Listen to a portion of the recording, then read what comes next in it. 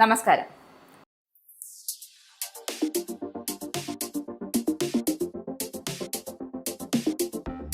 ഇപ്പോൾ ശരിയാക്കി തരാമെന്ന ലേബലിൽ ഭരണത്തിൽ പിടിച്ചിരിക്കുന്നവരാണ് പിണറായി സർക്കാർ. എന്തായാലും സ്ത്രീകൾക്ക് പൊതുവെ രക്ഷയില്ല, ഇപ്പോൾ ദൈവങ്ങൾക്ക് പോലും രക്ഷയില്ല.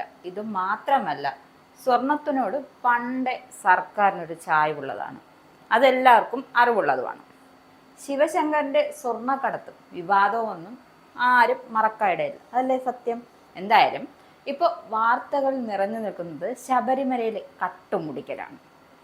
കട്ടവനെ കിട്ടിയില്ലെങ്കിൽ കിട്ടിയവനെ പിടിക്കുക എന്ന നയം ഇവിടെ നടപ്പേയില്ല.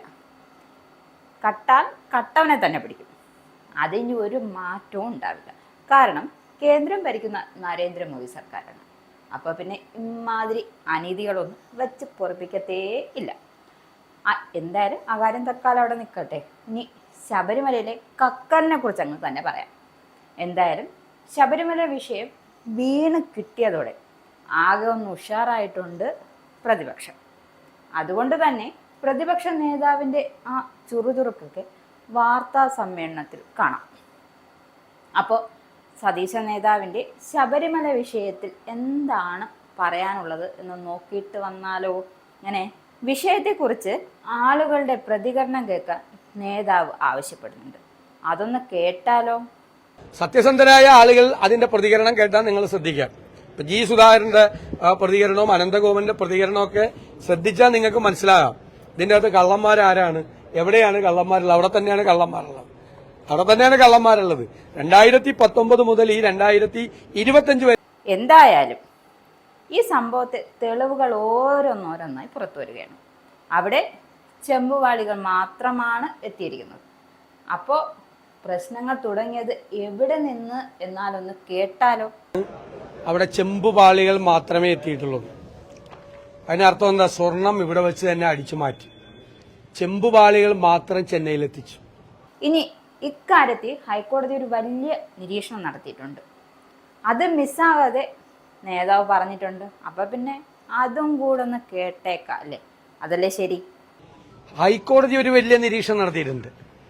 ഇവിടെ നിന്ന് മാറ്റി കൊണ്ടുപോയതിന് ശേഷം 1 മാസവും 9 ദിവസവും കഴിഞ്ഞ് 39-40 ദിവസം കഴിഞ്ഞതിന് ശേഷമാണ് ഇത് ചെന്നൈയിൽ എത്തിച്ചത്. അപ്പോൾ 39 ദിവസം എവിടെയായിരുന്നു സാധനം? ഇപ്പൊ മനസ്സിലായല്ലോ എന്താ സംഭവിച്ചതെന്ന്. ചെമ്പിന്റെ ഇതേ മോഡലിലുള്ള ഒരു മോൾഡ് ഉണ്ടാക്കുന്ന തിരക്കിലായിരുന്നു ആ ദിവസം മുഴുവൻ. മനസ്സിലായില്ലേ? സ്വർണ്ണം അവിടെ എത്തിയിട്ടില്ല, സ്വർണ്ണം ഇവിടെ വെച്ച് തന്നെ അടിച്ചു മാറ്റിയിട്ടുണ്ട്. അപ്പൊ ഞാൻ ഇന്നലെ ചോദിച്ചു, ആരാണ് ഉണ്ണികൃഷ്ണൻ പോറ്റി? ആരാണ് ഉണ്ണികൃഷ്ണൻ പോറ്റി? ഇയാളെ കാര്യങ്ങൾ ഏൽപ്പിച്ചത് ആരാണ്? ഹൈക്കോടതി കൃത്യമായ നിരീക്ഷണത്ത് മാത്രമല്ലേ സ്വർണം പൂശാൻ കൊണ്ടുപോകും. അത് മാത്രമല്ല, ക്ഷേത്ര പരിസരത്ത് വെച്ചാണ് സ്വർണം പൂശേണ്ടത്. എന്തായാലും സംഭവത്തിൽ സർക്കാരിനും ദേവസ്വം ബോർഡിനും കാര്യമായ പങ്കുണ്ട്. അത് സതീശന്റെ വാക്കുകളിലൂടെ കേൾക്കുന്നതല്ലേ നല്ലത്. അപ്പൊ അത് കേൾക്കാം. ദേവസ്വം ബോർഡ് അധികാരികൾക്കും സർക്കാരിനും എല്ലാവർക്കും കൃത്യമായ പങ്കുണ്ട്. ഇവര് അയ്യപ്പനെ പോലും ഇവരിൽ നിന്ന് സംരക്ഷിക്കേണ്ട സ്ഥിതിയിലാണ്, അയ്യപ്പ വിഗ്രഹത്തെ പോലും ഇവരിൽ നിന്ന് സംരക്ഷിക്കേണ്ട സ്ഥിതിയിലാണ്.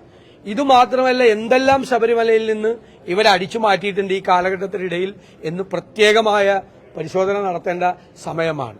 ഇത് കോടിക്കണക്കിന് അയ്യപ്പ ഭക്തന്മാരെ ഞെട്ടലുളവാക്കിയിരിക്കുന്നു. അപ്പോൾ സ്വർണ്ണപ്പാളിയിലെ കൂടുതൽ അപ്ഡേറ്റുമായി പ്രതിപക്ഷ നേതാവത്തും ഒപ്പം ഞാനും. അപ്പോൾ വീണ്ടും സന്ധിക്കും വരെ വണക്കം. ഇസ്രായേലിന്റെ 5 സൈനിക താവളങ്ങളിൽ കനത്ത നാശനഷ്ടം. മോദി വെളിപ്പെടുത്തുന്ന ഇന്ത്യയുടെ വികസനത്തിന്റെ മയക്കുമരുന്ന് വിൽപ്പനയ്ക്കെതിരെ ശക്തമായ നടപടിയെടുത്ത് ഷാർജ പോലീസ്. അമേരിക്കയിലെ സാധാരണ മനുഷ്യരോട് കൂടിയാണ് കോൺഗ്രസിനുള്ളിൽ പങ്കുവയ്ക്കാൻ വി ഡി സതീശൻ ഓപ്പറേഷൻ സിന്ദൂറിൽ ഉപയോഗിച്ച